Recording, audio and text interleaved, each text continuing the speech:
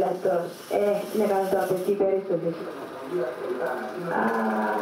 Μίλα τον εκεί, λέγε του, ναι. Τι συζητάνε. Γι' αυτό κάνει και ρωτάς, με μετρήσεις την απόσταση. Θα ήθελα να συζητάτε μεταξύ σας όμορφα, σοβαρά.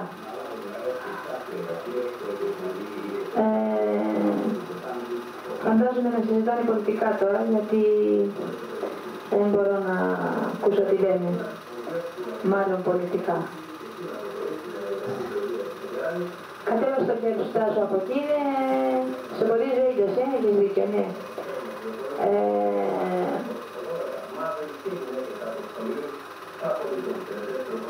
Ναι, ρωτάω Αντώνης, συγγνώμη, ρωτάω Τάσος, απαντάω Αντώνης.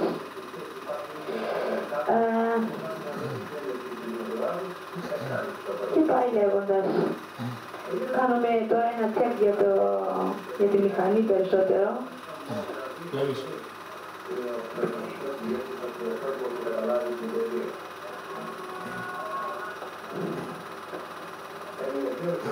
Έχουμε καλή εικόνα, Τάσο, ναι, έχουμε καλή εικόνα.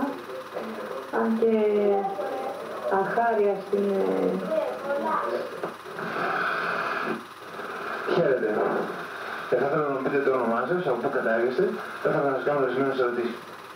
Μαρία Ιωαννίδου από το Βόλο.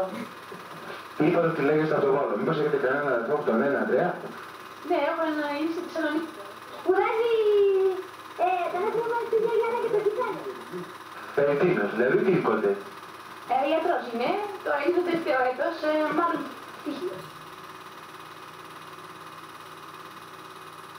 Ο Ανδρέας. Ανδρέας. Κύριε Παπανδρέου, μπορείτε να μας πείτε για τι γνώμη έχετε για την ΕΟΚ. Να σας πω, να κάτσετε στα όγρα. Γιατί το λέτε αυτό, γιατί το λέτε, γιατί κάτι ξέρω εγώ.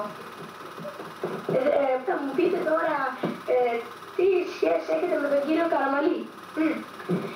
Κακά ψυχρά και ανάποδα. Μήπως μπορείτε να μου πείτε και κάτι άλλο. Τι μπορεί να είπε ο κύριος Καραμαλής στη Μόσχα, που να μην το έχετε μάθει εσείς. Μπορεί να είπε πολλά.